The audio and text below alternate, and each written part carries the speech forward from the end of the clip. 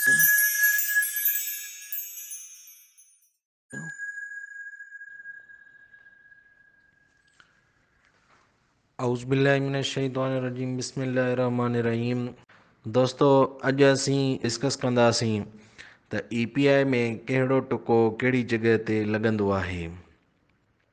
अॼु वारो लेक्चर तमामु अहम आहे ऐं काफ़ी सुवाल इन मां टेस्ट में अची सघनि था। सो महिरबानी करे ही वारो वॉइस थोरो सुठे नमूने गौर सां ॿुधंदा त तव्हांजी लाइ बहितरु थींदो। सो दोस्तों, असीं डिस्कस कंदासीं पहिरियों BCG खे, त BCG जो टुको कहिड़ी जॻह ते लॻंदो आहे। दोस्तों, BCG जो टुको जेको आहे उहो दाएं बाज़ू के ऊपर के हिस्से में, याने सॼी बाह में खल जे अंदरि, इन जो रूट अवल असां डिस्कस कयो हुयोसीं त BCG जो रूट छा आहे। सो दोस्तों, रूट इंट्राडर्मल आहे, याने खल जे अंदरि लॻंदो आहे, चमड़ीअ में सॼी बाह में इहो टुको लॻंदो आहे दाएं बाज़ू के ऊपर वाले हिस्से में। दाएं बाज़ू के ऊपर के हिस्से में BCG जो टुको लॻंदो आहे। नोट कयो दोस्तों। उन खां बाद में आहे IPV इनएक्टिवेटेड पोलियो वैक्सीन। इहो जेको टुको आहे इहो बाएं रान की वस्त और अगले बाहिर के हिस्से में, याने खॿी ॼंघ में रान जे विच ते, खॿी ॼंघ में रान जे विच ते, तमामु अहम आहे। IPV जो सुवालु आहे त IPV जो टुको किथे लॻंदो आहे। दोस्तों, आउं ॿुधाईंदो हलां त IPV जो टुको जेको आहे उहो आहे बाएं रान की वस्त और अगले बाहिर के हिस्से में, याने खॿे ॼंघ में रान जे बिल्कुलु विच ते। उन खां बाद में आहे PCV 13 जो, त PCV 13 जो टुको किथे लॻंदो आहे।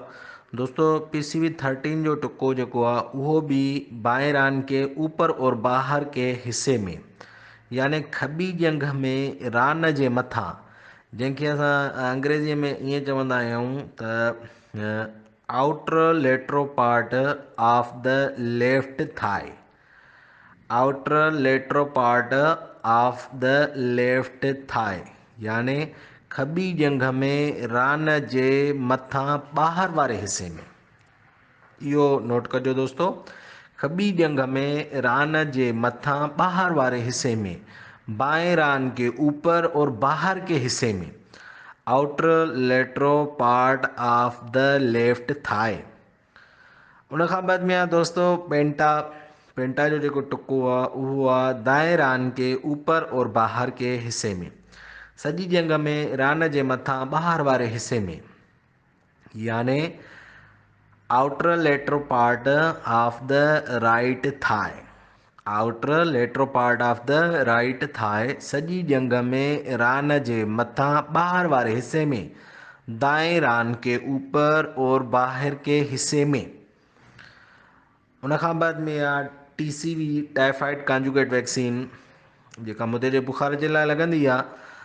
दोस्तों, उहो लॻंदी आहे दाएं रान के ऊपर और बाहर के हिस्से में, सॼी ॼंघ में रान जे मथां ॿाहिरें हिस्से में, जंहिंखे असां ईअं चऊं त outer lateral part of the right thigh, याने सॼी ॼंघ में रान जे मथां ॿाहिरें हिस्से में। उन खां बाद में आहे दोस्तों TT टेटनस टॉक्साइड, जेका लॻंदी आहे प्रेग्नेंट औरतुनि खे, पेट वारियुनि मायुनि खे। उन जो टुको लॻंदो आहे बाएं बाज़ू में ऊपर के हिस्से में, खॿी बाह में बिल्कुलु मथे लॻंदो आहे। ॾोरे वारो टुको जंहिंखे असीं खणी चऊं, खॿी बाह में ॾोरे में लॻंदो आहे। TT जो टुको पेट वारे औरतुनि खे। उन खां बाद में आहे दोस्तों मीज़ल्स एंड रुबेला उरड़ीअ जो टुको आहे जेको, उहो किथे लॻंदो आहे। उन जे लाइ आहे त बाएं बाज़ू में ऊपर के हिस्से में, बाएं बाज़ू में ऊपर के हिस्से में। इन जो जेको रूट हूंदो आहे उहो हूंदो आहे खॿी बाह में गोश्त ऐं चमड़ीअ जे विच वारे हिस्से में। खॿी बाह में गोश्त ऐं चमड़ीअ जे विच वारे हिस्से में, जेको जंहिंखे असां चर्ॿीअ वारो हिसो चवंदा आहियूं, इहो टुको उते लॻंदो आहे। खॿी बाह में गोश्त ऐं चमड़ीअ जे विच वारे हिस्से में जेको चर्ॿीअ वारो हिसो हूंदो आहे, उन में मीज़ल्स ऐं रुबेला जो टुको लॻंदो आहे। उन खां बाद में जेके लास्ट ॿ आहिनि त OPV ऐं रोटा। दोस्तों ये ॿई वात जे ज़रिए ॾिना वेंदा आहिनि। OPV जेको आहे दो कतरे खुले हुए मुंह में डाला जाए। ॿ कतरा ॿ फुड़ा ॿारड़े जे वात में पीआरिया वेंदा आहिनि जेके पोलियो जा हूंदा आहिनि। उन खां बाद में आहे रोटा जेका दस्तनि जी बीमारीअ जे लाइ पीआरियो वेंदो आहे। त हिते ॿुधाए थो त 50 जी डिग्रीअ ते 50 की डिग्री के ज़ाविये पर बच्चे के मुंह में 50 जी कुंड ते ज़ाविये कुंड खे चइबो आहे। 50 जी कुंड ते इहो रोटा जो जेको वाइल आहे उहो ॿारड़े खे वात में पीआरियो वेंदो आहे। इन जो जेको बेस्ट रूट आहे उहो आहे त ॿारड़े खे जेको आहे जेको खॿो हथु आहे खॿो हथु उन जे आङूठे ऐं अशहद आङुर सां ॿारड़े जो वात खोलियो वञे ऐं उन खां बाद में सॼे हथ सां जेको आहे ॿारड़े जी वाश में ॿारड़े जी वाश जेका आहे वात मां उते जेको आहे इहो वाइल आहिस्ता आहिस्ता करे पीआरियो वञे त उहो ॿारड़ जे गले ताईं पहुची वेंदो।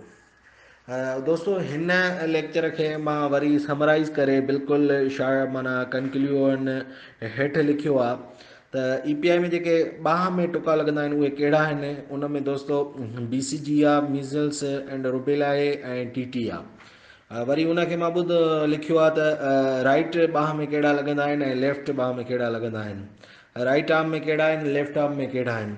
सो राइट आर्म में सिर्फ़ु ऐं सिर्फ़ु BCG लॻंदी आहे।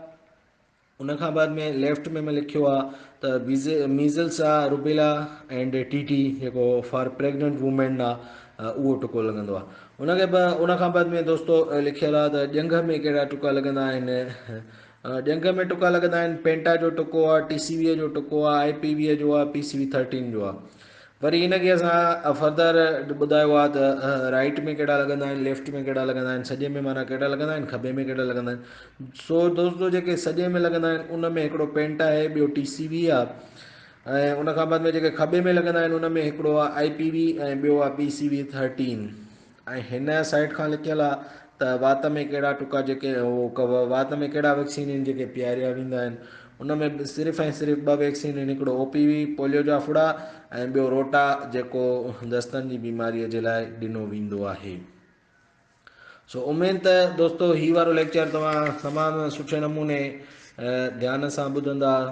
वधीक कंहिं बि दोस्त खे का बि तकलीफ़ हुजे, को बि क्वेश्चन हुजे, को बि प्रॉब्लम हुजे त तव्हां पर्सनल में वॉइस करे मूंखां पुछी सघो था।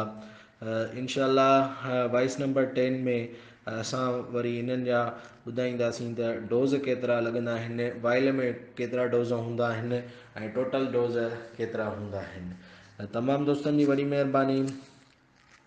Thank you to all.